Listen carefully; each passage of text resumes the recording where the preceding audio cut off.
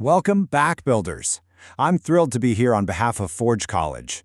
You've just wrapped up applying your version control integrations, meaning you've been carefully tracking all your code and analysis throughout this module. Now, we're diving into the really fun part. Today, we're entering the ultimate assembly phase of your capstone project, compiling and delivering the comparative report. This is exactly where all that hard work finally comes together into one cohesive masterpiece. So, I've got to ask, what exactly happens when you cross Ethereum's state-based account model, Bitcoin's unspent transaction outputs, and an absolute mountain of CSV data files? Usually, you just get a massive Web3 headache. Trying to compare these fundamentally different architectures without a solid plan is honestly a nightmare. That is, unless you have a master blueprint to assemble it all. Today, we're going to turn that chaotic pile of isolated data into a finely tuned, highly readable analytical machine. Here's our master blueprint for today. First, the master blueprint. Then, assembling core components, followed by wiring evidence together. After that, we'll hit reproducibility QC and finish up with a final capstone inspection. Section 1. The master blueprint. Gathering raw materials.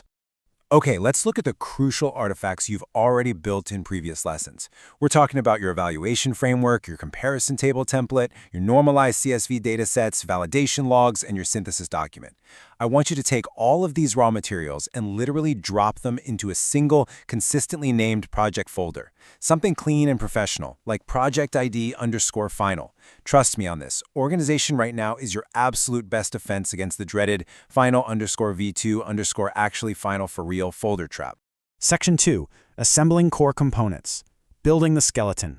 The first core acceptance criteria for your capstone project is completeness. Think of this like ensuring every structural gear and widget is securely installed in your final document.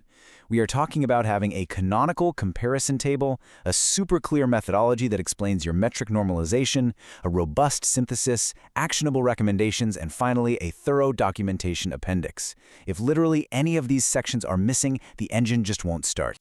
To actually build out this skeleton, you need specific amounts of raw material for each part. Keep your abstract tight, around 150 to 250 words, just enough to give a quick overview. Your methodology needs to sit around 500 to 800 words to really defend your math. Your results, which carry your comparison table and key numbers, should land between 400 and 700 words. The synthesis section takes up a bit more space, roughly 500 to 900 words.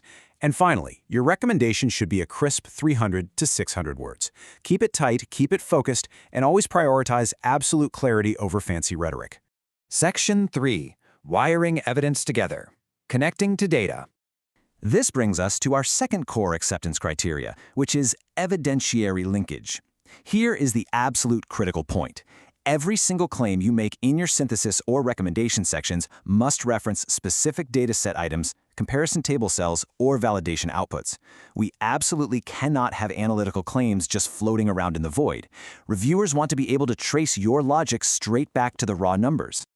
To put that into perspective, there's a massive difference between a flimsy, unlinked claim, like just throwing out recommendation X, and a strong, bolted-down claim that says recommendation X based on metric Y in dataset.csv, rows 10 through 12.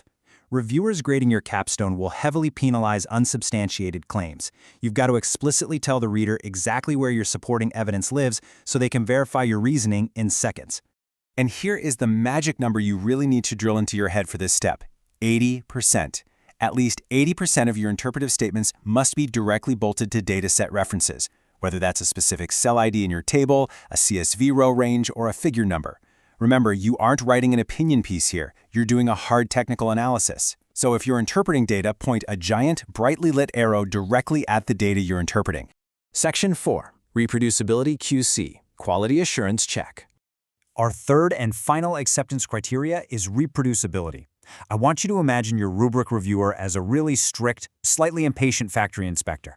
They need to walk up to your project, press a single button, and watch the whole machine work perfectly. In practice, this means the reviewer can use your provided script and attached datasets to instantly reproduce your primary comparison table and at least one principal figure, like a normalized score heat map. It's the ultimate proof that your data isn't just magic, it's reproducible math. Let's quickly walk through the simple 4-step workflow.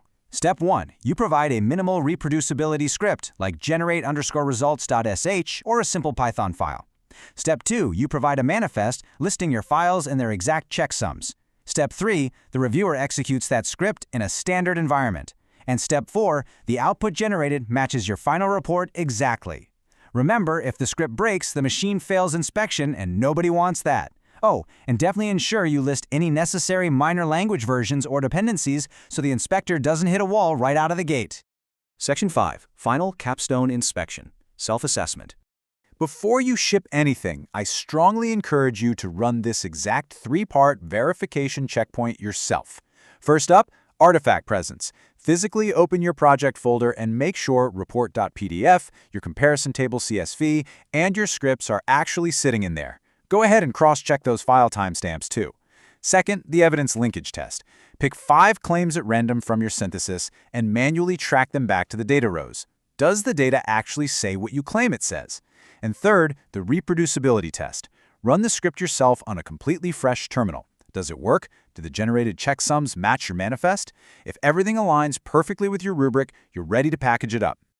As we wrap up the assembly line, let's take a quick look at what's coming next. Finishing this report literally prepares you to examine lower-level technical specifics in the very next lesson, transaction structure and fields. So the crucial point here is that this finely tuned analytical machine you just built, it's going to be immediately used to dissect the actual anatomy of Ethereum and Bitcoin transactions. Don't archive those dataset nodes just yet. Keep them right there on your workbench. You'll need them to reference exactly how transaction-level behaviors like nonce handling influence the operational metrics you literally just reported on. And that's a wrap on compiling and delivering your comparative report.